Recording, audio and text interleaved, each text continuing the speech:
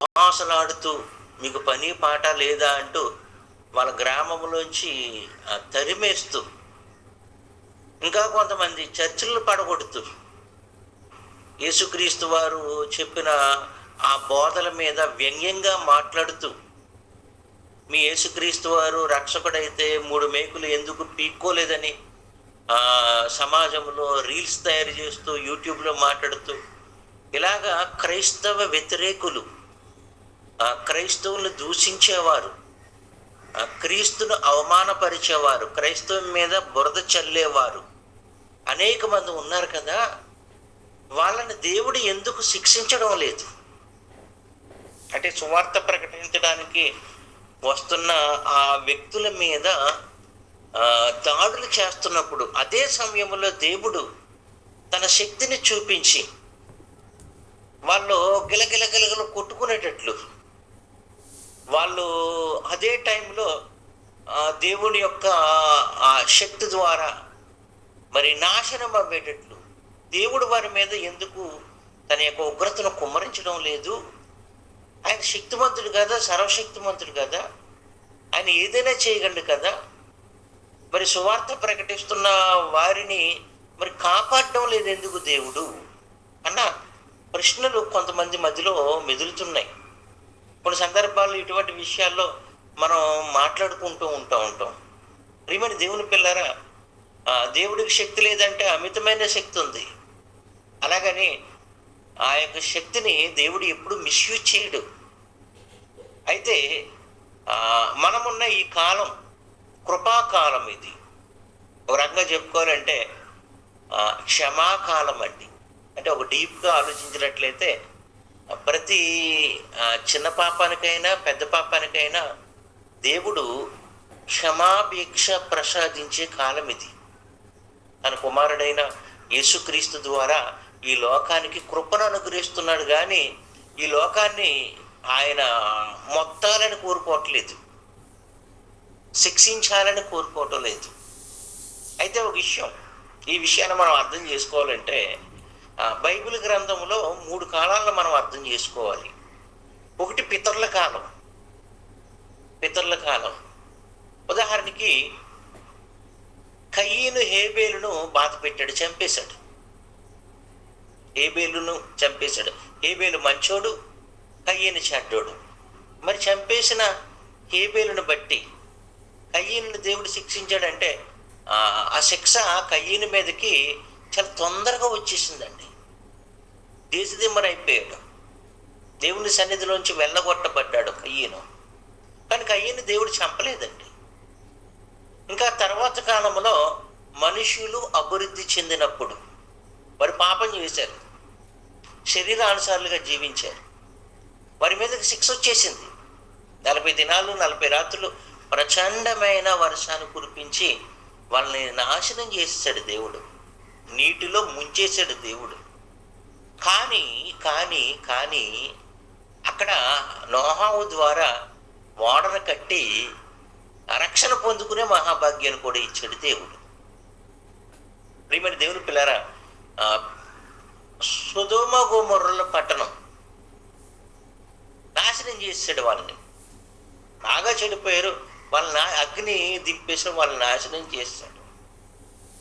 ఇప్పుడు కూడా అలా నాశనం చేసేయచ్చు కదా అని మనం అనుకుంటూ ఉంటాం. కానీ ఇది అటువంటి కాలం కాదు. ఓకే, ఇది పితరుల కాలంలో ఆ విధంగా సంభవించినవి.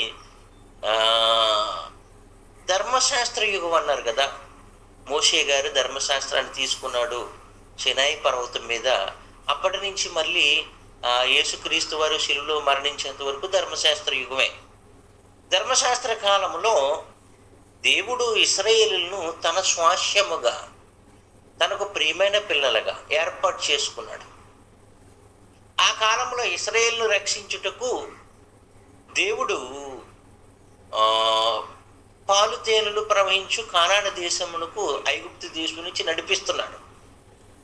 ఆ సమయంలో ఎవరైనా ఇశ్రాయేలును ఆటంకపరిస్తే, ఇశ్రాయేలును హింసించడానికి ముందుకు వస్తే దేవుడు వాళ్ళని బాగా మొత్తేవాడు, వాళ్ళకి దేవుడు అపజయాన్ని కలగజేసేవాడు. వారి మీద దేవుడు తన యొక్క ఉగ్రతను కుమ్మరించేవాడు. చూడండి, ఎర్ర సముద్రం 2 పాయలైపోయినాయి. ఐగుప్తు సైన్యం అంతా అందులో నాశనం అయిపోయారండి. ఎరుకో గోడను కూల్చేశాడండి దేవుడు తన పిల్లల రక్షణ కొరకు. మరి ఇప్పుడు క్రైస్తవుల రక్షణ కొరకు మరి దేవుడు ఎందుకు అలా చేయడం లేదు? కొన్ని చోట్ల చర్చిలు పడగొట్టేస్తున్నారు, కొన్ని చోట్ల క్రైస్తవులను చాలా హింసిస్తున్నారండి, జైలు పాలు చేస్తున్నారు, అవమానపరుస్తున్నారు, సేవకులను చాలా ఇబ్బంది పెట్టేస్తున్నారు, బట్టలు కూడా ఇప్పేస్తున్నారు కొన్ని చోట్ల. ప్రియమైన దేవుని పిల్లారా, మరి ఆ కాలాలలో వచ్చినట్లు ఈ కాలంలో దేవుని ఉగ్రత వాళ్ళ మీదకి ఎందుకు తొందరగా రావడం లేదు అని మనం ఆలోచించినట్లయితే, ఈ కాలం కృపాకాలం. ఇది ఈ కాలంలో దేవుడు ఒక వ్యక్తిని నాశనం చేయాలని కోరుకోవట్లేదు. ఒక వ్యక్తి మీదకి అగ్ని కుమ్మరించి వాళ్ళని సమూల నాశనం చేయాలని కోరుకోవట్లేదు దేవుడు. ఏమండి, దేవుడు ఎంత శక్తిమంతుడో చేయగలడా లేదంటే ఆయన చేసిన కొన్ని సందర్భాలు చూద్దాం. అపోస్తుల కార్యములు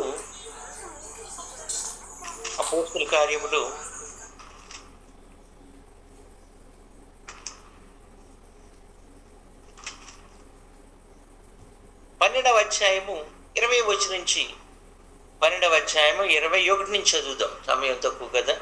అపోస్తుల కార్యములు 12వ అధ్యాయం 21 వచనం.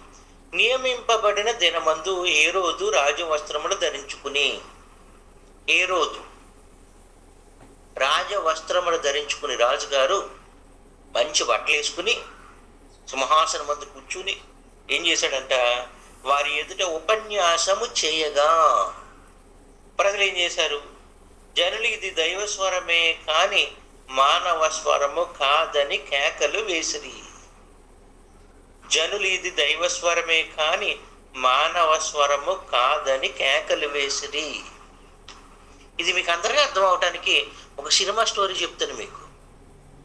ఏదో బాహుబలి సినిమా వచ్చింది కదండి, అందులో హీరో ఆ సింహాసనం మీద కూర్చోవడానికి సిద్ధపడినప్పుడు ప్రజల కేకలు కేకలు కేకలు, డప్పులు కేకలు డప్పులు శబ్దాలు మోగిస్తూ, కేకలు డప్పులు శబ్దాలు మోగిస్తూ.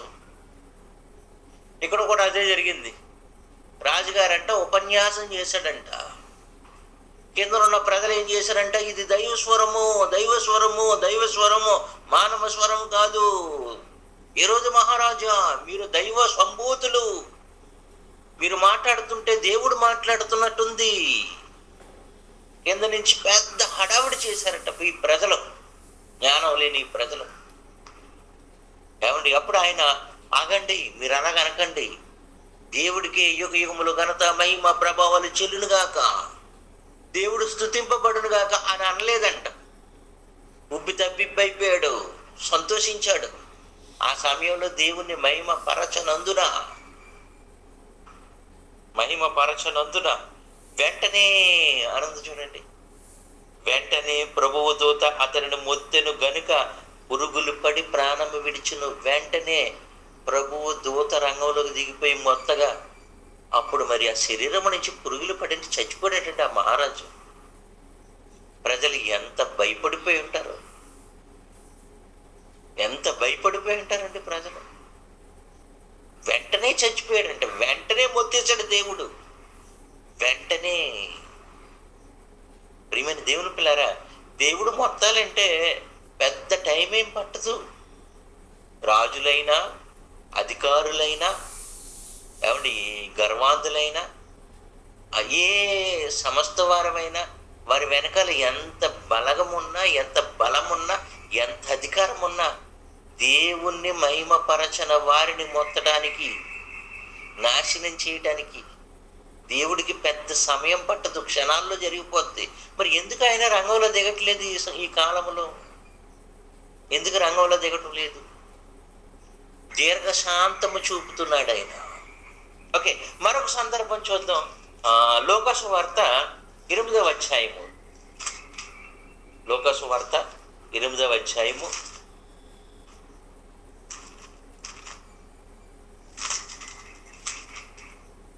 అపోస్తులు తన యేసుక్రీస్తుతో పలుకుతున్న ఒక మాటను మనం చూద్దాం ప్రియమైన దేవుని పిల్లరా.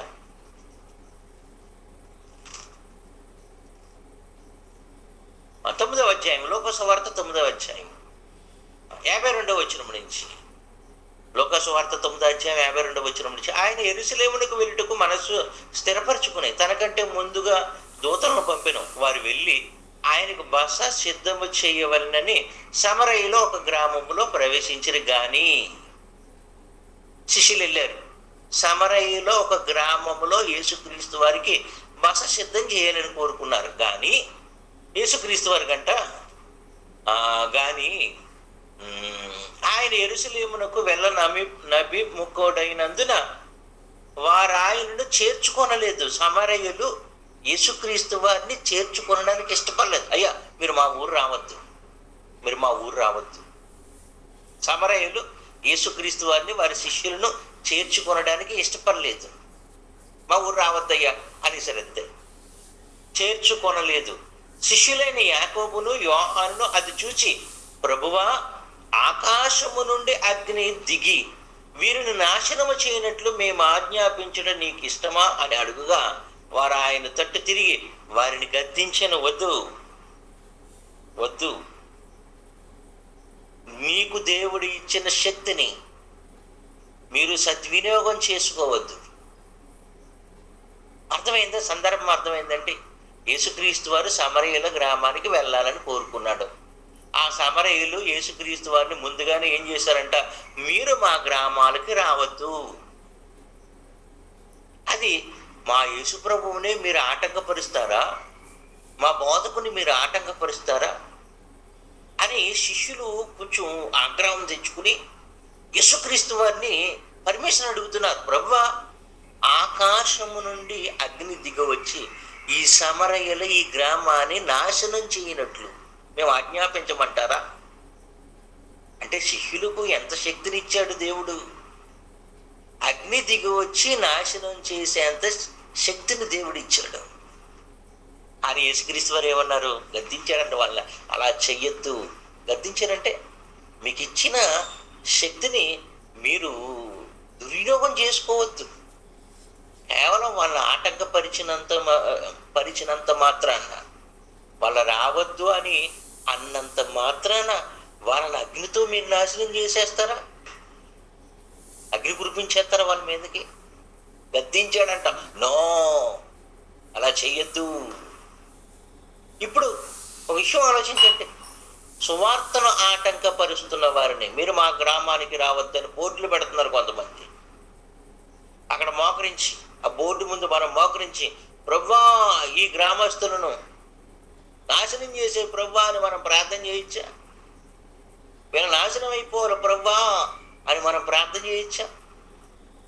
కాబట్టి ఒకవేళ మనం అలా చేస్తారంటే యేసుక్రీస్తు వారి శిష్యులను ఏ రీతిగా గద్దించాడో వద్దు, ఆ రీతిగా మనల్ని కూడా గద్దిస్తాడండి. ఎందుకంటే ఈ కాలం, ఈ రోజుల్లో దేవుడు ఒక వ్యక్తి నాశనం అయిపోవాలని కోరుకోవట్లేదు. ఏ వ్యక్తి అయినా ఆ వ్యక్తులు మారు మనసు పొందాలని కోరుకుంటున్నాడు. ఏమండి, మరొక సందర్భం చూద్దాం. మత్తయి సువార్త యేసుక్రీస్తు వారు శిలువ వేయబడుతున్న ఆ సందర్భంలో మత్తయి సువార్త 26వ అధ్యాయము, మత్తయి సువార్త 26వ అధ్యాయము 51వ వచనం నుంచి. ఇదిగో, యేసుతో కూడా ఉన్న వారిలో ఒకడు చెయ్యి చాచి కత్తి దూసి ప్రధాన యాజకుని దాసును కొట్టి వాని చెవి తేగ నరికెను. యేసు, నీ కత్తి వరలో తిరిగి పెట్టుము, కత్తి పట్టుకుని వారందరూ కత్తితోనే నశింతురు. ఈ సమయమున నేను నా తండ్రిని వేడుకొని ఎడల ఆయన 12 సేనా వ్యూహముల కంటే ఎక్కువ మంది దూతలను ఇప్పుడే నాకు పంపడనియు నీవనుకొనుచున్నావా? నేను వేడుకొని ఎడల ఇలాగు జరగవలను, లేఖనము ఎలాగు నెరవేరునని ఆయనతో చెప్పెను. లేఖనం నెరవేరాలి. యేసుక్రీస్తు వారు కోరుకుంటుంది ఏంటి? లేఖనం నెరవేరాలి. ఈ పేతురు గారు తొందరపడి ఏం చేశాడు అంటే తన కత్తి తీసి ఒక సైనికుడి చెవి నరికేశాడండి. అప్పుడు యేసుక్రీస్తు వారు శబాషు నాన్న అనలేదు. ఏమన్నారు అంటే, నీ కత్తి తీసి నీ వరలో పెట్టు, కత్తి పట్టుకుని కత్తితోనే నాశనం అయిపోతాడు, కత్తితోనే నాశనం అయిపోతాడు. తుపాకీ పట్టుకున్న బిన్ లాడెన్ తుపాకీతోటే నాశనం అయిపోయాడు. తుపాకీ పట్టుకున్న ఎల్టీటీఈ ప్రభాకరన్ పిల్లై బాంబులతోటే నాశనం అయిపోయాడు. అలాగే ఎంతమందిని మనం చరిత్రలో చూసాం. ప్రియమైన దేవుని పిల్లారా, ఆలోచించండి. ఇది ప్రేమించు కాలం, ఇది కత్తి పట్టుకుని యుద్ధం చేసే కాలం కాదు. మన క్రైస్తవులో కూడా కొంతమంది ఈ మధ్య కాలంలో ఈ ప్రవీణ్ పగడాల గారు మరణించిన తర్వాత కొంతమంది క్రైస్తవుల్లో కొంతమంది ఆవేశపరులు, మేము కూడా మా కారుల్లో కత్తులు పట్టుకుంటాం, కత్తులు వేసుకుంటాం, రాడ్లు వేసుకుంటాం, మేము కూడా తిరుగుబాటు చేస్తాం, మేము కూడా మరి ఈ దెబ్బకు దెబ్బ ఆ విధంగా సిద్ధమవుతాం. అదంతా రాంగ్ టీచింగ్, అదంతా తప్పుడు ఆలోచన. యేసుక్రీస్తు వారు మనకు అది నేర్పలేదు. ఇది కృపాకాలం, ఇది కృపాకాలం. యేసుక్రీస్తు వారు తనను చంపటానికి వచ్చిన వారిని, తనను కత్తులతో గుదియులతో బంధించడానికి వచ్చిన వారిని, నేను తండ్రిని కోరుకుంటే 3,000 మంది యోధులు, అటువంటి సైన్యం ఒక్కొక్క సేనావ్యూహానికి 3,000 మంది యోధులట. 12 సేనావ్యూహముల నువ్వు దేవుడు పంపడా? నేను తండ్రిని అడిగితే 12 సేనావ్యూహాలను పంపుతాడు. ఒక్కొక్క సేనావ్యూహానికి 3,000 మంది యోధులు. 12 సేనావ్యూహాలంటే 72,000 మంది యోధులను కత్తి పట్టుకుని మరి యుద్ధం చేస్తే ఒక్కొక్కడి చేతిలో కొన్ని 100 మంది మరణిస్తారు. బలవంతులను దేవుడు పంపుతాడు నా ప్రొటెక్షన్ కొరకు. అని నేను తండ్రిని వేరుకోను, ఎందుకంటే లేఖనము నెరవేరాలి.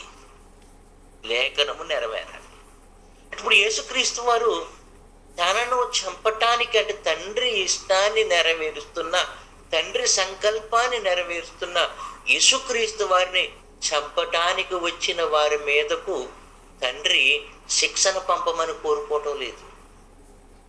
ఇంకేమన్నాడంటే, తండ్రి వీరేం చేయుచున్నారో వీరిరువురు కనుక వీరిని క్షమించు తండ్రి.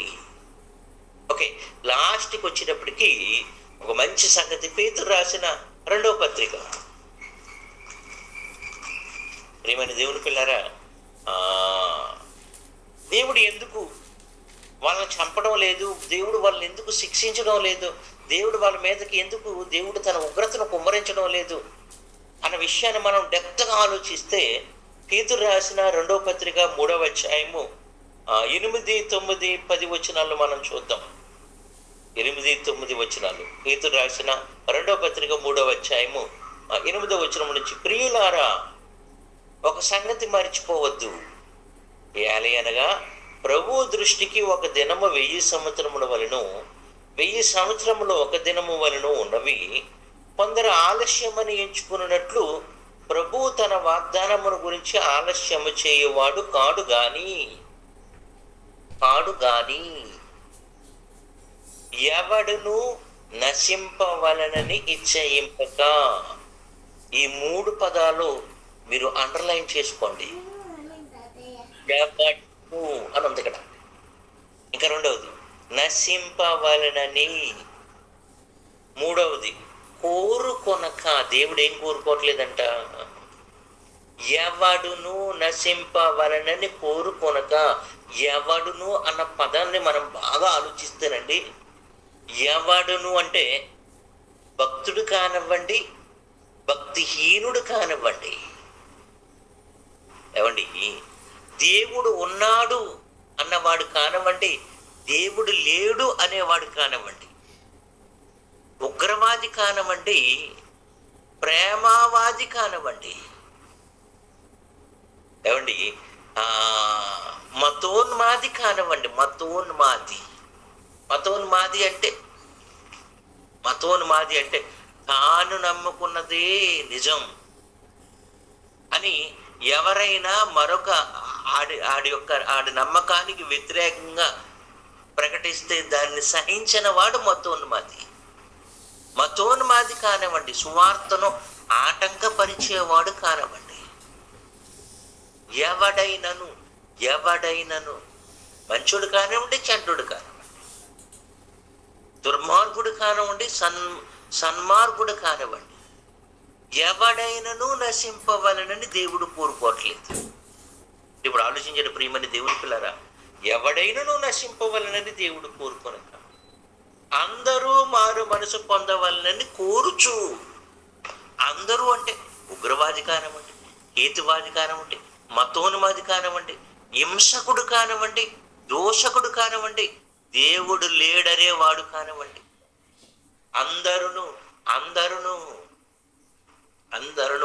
మారు మనస్సు పొందవలనని కోరుచు మీ ఎడల దీర్ఘశాంతము గలవాడై ఉన్నాడు. కృపాకాలములో దేవుడు కోరుకుంటుంది ఇదే.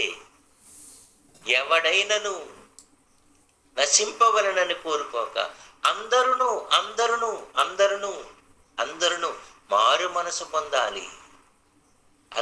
మారు మనసు పొందాలి.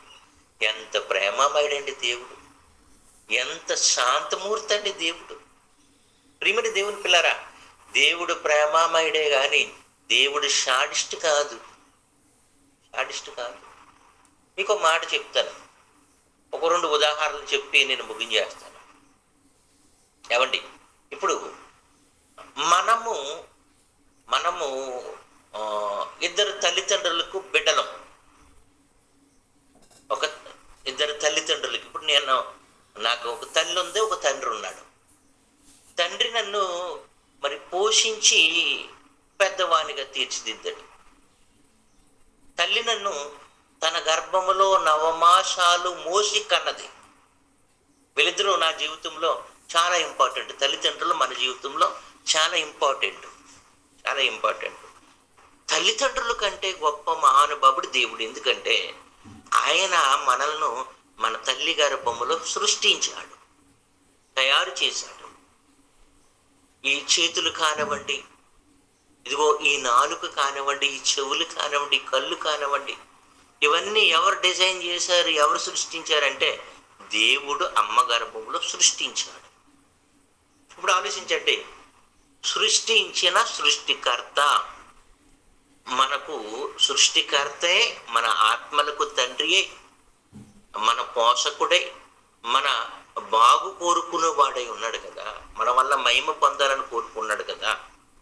ఆ సృష్టికర్త మనల్ని, అంటే తన చేతులతో చేసిన ఆ దేవుడు, తన చేతులతో చేసిన మనుషులను తన చేతులతోటే పాడు చేసేస్తాడా చెప్పండి? తన చేతులతోటే పాడు చేసేస్తాడా? ఏమండి, ఒక తల్లి 9 మాసాలు తన గర్భంలో మోసి బిడ్డను కన్నది కదండి.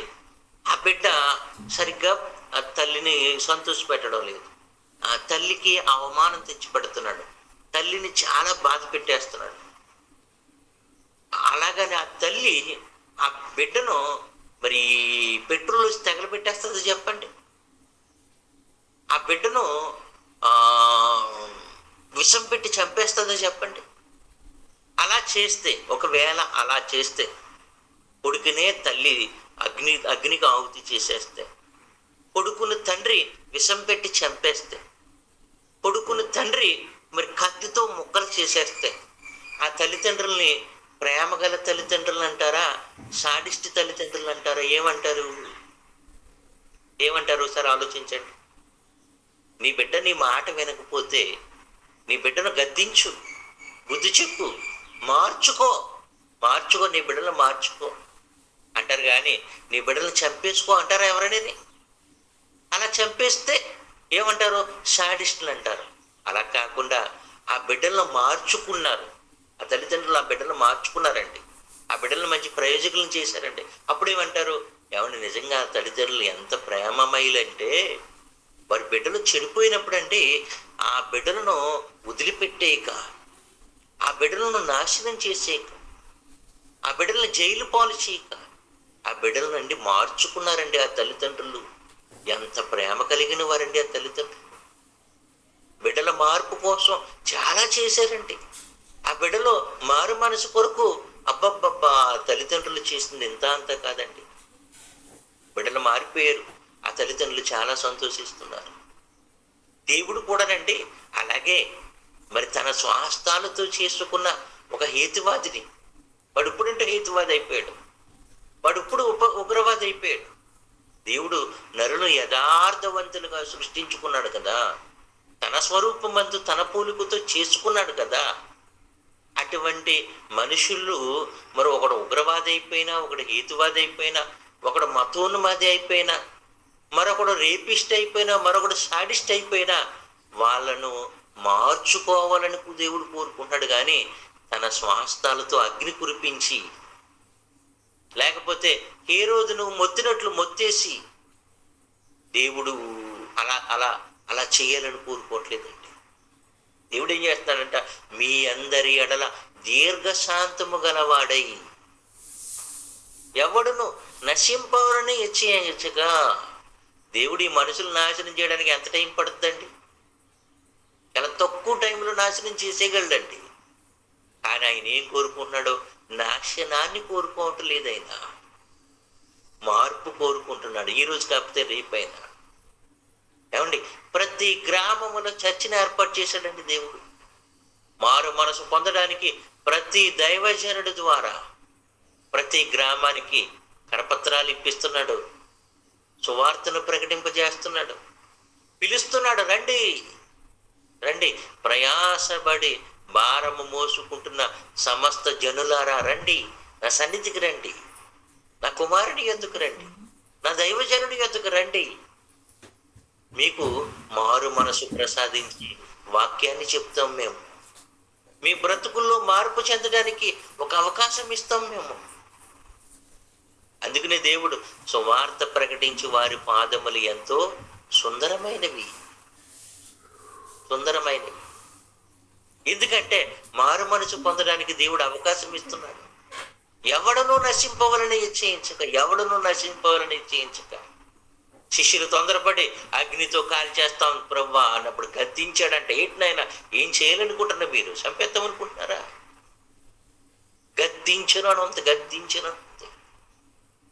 గద్దించాడట. మళ్ళీ శిష్యులకు నేర్పుతున్నాడు, నేను కోరుకుంటే దేవుడు 12 సేనాప్యూహాల యోధులను పంపగలడు. వీళ్ళందరినీ వాళ్ళు దిగారు అంటే వీళ్ళందరూ మాడి మసైపోతారు వాళ్ళ చేతిలోని అని దేవుడు అలా చేయడు. ఎందుకంటే నన్ను ఎందుకు పంపించాడు దేవుడు? ఆ దేవుడి దగ్గర ఉన్న యోధులందరినీ పంపించి, మారు మనసు పొందకపోతే నాశనం చేసేస్తామంటే అందరూ బాప్తీసానికి లైన్ కట్టేస్తారండి. ఒక్క నైటు దేవుడు తన యోధులను పంపించాడు అనుకోండి, రేయ్ మీరు మారు మనసకపోతే దేవుడు మిమ్మల్ని నాశనం చేస్తాడని ఒక రాత్రిలో 1 గంట దేవుడు తన యోధులందరినీ పంపితే, ఉదయానికి పౌలు గారు చర్చి ముందు 100 మంది మాకు బాప్తిస్మం ఇచ్చే బాబు పాస్టర్ గారిని లైన్ కట్టేస్తారు. ఉదయానికి మా ఇంటి ముందు జనాలు లైన్ కట్టేస్తారు, బాప్తిస్మం ఇచ్చేయండి మాకని. అని దేవుడు అలా కోరుకోవట్లేదు. అలా నా శక్తిని చూపించి, నా కత్తిని చూపించి భయపెట్టి మారు మనసు పొందాలని దేవుడు కోరుకోవట్లేదు. దానికి ఒక పద్ధతి ఉంది. ఇదిగో నా కోసం నా దైవజనులు చెప్తారు, నా సువార్తను ప్రకటిస్తారు. వాళ్ళు విల్లింగ్ అవ్వాలి. వాళ్ళు తన హృదయములో మార్పు రావాలి. దేవుడి శక్తిని చూసి కాదు, దేవుడు ప్రేమను బట్టి, దేవుని తండ్రిగా ఒప్పుకొని, దేవుని సృష్టికర్తగా ఒప్పుకొని, తన మనసులో నుంచి, హృదయంలో నుంచి మార్పు రావాలి. అటువంటి మార్పు కోసం తండ్రి ఎదురు చూస్తున్నాడండి, దీర్ఘశాంతముతో ఎదురు చూస్తున్నాడు. అందుకనే ఇంకా ఈ లోకం ఉందండి, ఈ లోకం ఉంది. కనుక ప్రియమైన దేవుని పిల్లారా, మారు మనస్సు పొందని వారి కోసం ప్రార్థన చేద్దాం. మనం మారు మనసు పొందని వారి కోసం దేవుడు వలె దీర్ఘశాంతముతో, ఓపికతో వాళ్ళకి సువార్త చెబుదాం. మనం వాళ్ళు కొట్టినా తిట్టినా భరిద్దామండి. భరిద్దాం. ఎందుకంటే దేవుడు భరిస్తున్నాడు, దేవుడు సహిస్తున్నాడు. తండ్రే భరించి సహిస్తున్నప్పుడు మరి ఆ తండ్రికి కుమారుడిగా నువ్వు కూడా భరించు, సహించు. లోకం అపార్థం చేసుకుంది దేవుణ్ణి. లోకం సాతాను మాయలో పడిపోయింది. ప్రేమించు వాళ్ళని, వాళ్ళు బలహీనులు. వాళ్ళకి సాతాను తంత్రాలు తెలియదు. వాళ్ళకి నువ్వు ధన్యుడు, నువ్వు తెలుసుకున్నావు, నువ్వు గొప్పోడు, నీకు రక్షణ వచ్చేసింది. వాళ్ళకి రాలేదు. వాళ్ళు అపార్థం చేసుకున్నారు. వాళ్ళు కొందరినైనా అగ్నిలో నుంచి లాగినట్లు కొందరినైనా లాగుదాం. దేవునికి ప్రియమైన పిల్లలుగా, దేవుని వ్యవసాయములో దేవునికి జత పని వారిగా పనిచేస్తూ, దేవుడు ఎలాగైతే దీర్ఘశాంతముతో, దేవుడు ఎలాగైతే ఓపికతో, దేవుడు ఎలాగైతే ప్రేమ కలిగి కొందరినైనా రక్షించాలని కోరుకుంటున్నాడు కదా. అందరూ మారు మనసు పొందాలని కోరుకుంటున్నాడు. అందరూ పొందకపోయినా కొందరైనా మారు మనసు పొందుకుంటారేమని ఎదురు చూద్దాం. ప్రార్థన చేద్దాం. మా గ్రామానికి సువార్తకు రావద్దు అన్నారు కదా, మీకోసం ప్రార్థన చేద్దాం. వాళ్ళని శపించొద్దు. మనం తండ్రి వీళ్ళ నాశనం అయిపోవాలి తండ్రి అనొద్దు. చాలా మంది బలహీన క్రైస్తవులు వాళ్ళని ఎవరైనా చుట్టుపక్కల ఎవరైనా హింసిస్తూ ఉంటే, ఒక అత్తగారో ఒక మామగారో లేకపోతే ఇంకొకరు ఎవరైనా హింసిస్తూ ఉంటే, బాధ పెడుతూ ఉంటుంటే, రే నీకు పెడతాడరా దేవుడు, నాశనం అయిపోతావురా, వద్దు. ఆ మాట వద్దు. నాశనం అయిపోతారన్న మాట మన నోటంపడు రాకూడదు. ఎందుకంటే ఎవరును నశింపవరని హెచ్చింపగా, దేవుడు నాశనం కాకూడదని దేవుడు కోరుకుంటుంటే మనం ఎందుకు వాళ్ళ నాశనం అయిపోవాలని కోరుకోవాలి? దేవుడు ఓపిక పడుతున్నాడు వాళ్ళ పట్ల, దేవుడు దీర్ఘశాంతం చూపుతున్నాడు వాళ్ళ పట్ల. మరి ఆ దైవత్వపు ఆ లక్షణాన్ని మనం కూడా కలిగి, మనం కూడా దీర్ఘశాంతం అనే దైవత్వపు లక్షణాన్ని కలిగి శాంతముతో దేవుని పిల్లలను, అవిధేయులను, మతోన్మాదులను, ఉగ్రవాదులను ప్రేమిద్దామండి. ప్రేమిద్దాం. వాళ్ళ మార్పు కోసం ప్రార్థిద్దాం. వాళ్ళ మార్పు కోసం సువార్త ప్రకటన చేద్దాం. వాళ్ళకి ఏదో విధంగా దేవుని గురించి 4 మాటలు చెప్పి దేవుని యొక్క రక్షణలోకి రావడానికి అవకాశం ఇద్దాం.